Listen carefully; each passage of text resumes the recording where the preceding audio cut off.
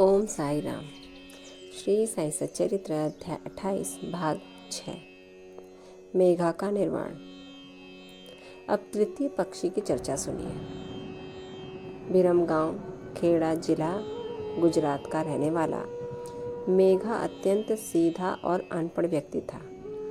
वो राव बहादुर ह.वी. साठे के यहाँ रसोइये का काम किया करता था। वो शिवजी का परम भक्त था और सदैव पंचाक्षरी मंत्र नमः शिवाय का जाप किया करता था।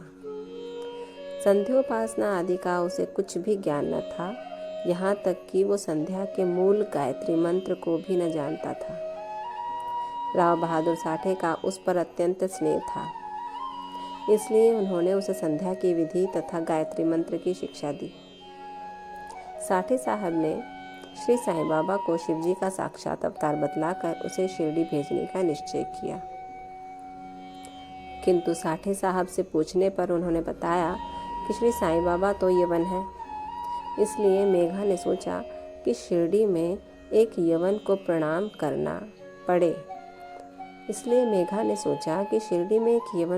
करना पड़े। ये अच्छी बात नहीं है।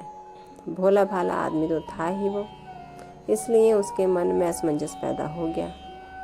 तब उसने अपने स्वामी से प्रार्थना की कि कृपा कर मुझे वहाँ ना भेजें। परंतु साठे साहब कहाँ मानने वाले थे। उनके सामने मेघा की एक ना चली। उन्होंने उसे किसी प्रकार शिरडी भेज दिया तथा उसके द्वारा अपने ससुर गणेश दामोदर उपनाम दादा केलकर को, जो शिरडी में ही रहते थे, एक पत्र भेजा कि मेघा का परिचय बाबा से करा देना।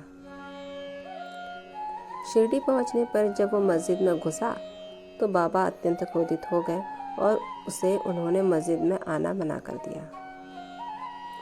वे गर्जन कर कहने लगे कि इसे बाहर निकाल दो।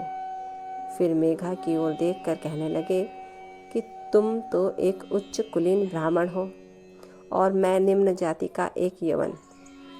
तुम्हारी जाति भ्रष्ट हो जाएगी, इसलिए यहाँ से बाहर निकल जाओ। ये शब्द सुनकर मेघा कांप उठा। उसे बड़ा विस्मय हुआ कि जो कुछ उसके मन में विचार उठ रहे थे, उन्हें बाबा ने कैसे जान लिया। किसी प्रकार वो कुछ दिन वहाँ ठहरा और अपनी इच्छा अनुसार सेवा भी करता रहा, परंतु उसकी इच्छा तृप्त नहीं हुई। फिर वो घर लौट आया और वहाँ से त्रिंबक नासिक जिले को चला गया। वर्ष भर के पश्चात पुनः शिरडी आया और इस बार दादा केलकर के कहने से उसे मस्जिद में रहने का अवसर प्राप्त हो गया। साईं बाबा मौखिक उपदेश द्वारा मेघा की उन्नति करने के बदले उसका आंतरिक सुधार कर रहे थे। उसकी स्थिति में पर्याप्त परिवर्तन होकर यथेष्ट प्रगति हो चुकी थी और अब तो वो श्री साईं बाबा को शिवजी का ही साक्षात अवतार समझने लगा था। शिव पूजन में बिलपत्रों की आवश्यकता होती है, इसलिए अपने शिवजी बाबा का पूजन करने हेतु बिलपत्रों की खोज में वो मीलों दूर निकल जाया करता था। प्रतिदिन उसने ऐसा नियम बना लिया था कि गांव में जितने भी देवालय थे, प्रथम वहां जाकर वो उनका पूजन करता और इसके पश्चात ही चरणामृत पान करता था। एक बार ऐसा हुआ कि खंडोबा के मंदिर का द्वार बंद था। इस कारण वो बिना पूजन किए ही वहाँ से लौट आया और जब वो मस्जिद में आया तो बाबा ने उसकी सेवा स्वीकार नहीं की तथा उसे पुनः वहाँ जाकर पूजन कराने को कहा और उसे बतलाया कि अब मंदिर के द्वार खुल गए हैं। मेघा ने जाकर देखा कि सचमुच मंदिर के द्वार खुले थे। जब उसने लौटकर यथाविधि पूजन की, तब कहीं बाबा ने उसे अपना पूजन करने की अनुमति दी। ओम साई राम। बाबा के पास जो भी भक्त आते थे, उनके आंतरिक सुविचार और कुविचार को जानकर बाबा उन्हें सही मार्गदर्शन देते थे। चाहे वो उनसे थोड़े से कटु वाक्य ही बोलते थे, परंतु भक्तों को अपने आप ही पता चल जाता था कि कहीं ना कहीं मेरी गलती है, इसीलिए बाबा ने ऐसा मेरे साथ व्यवहार किया।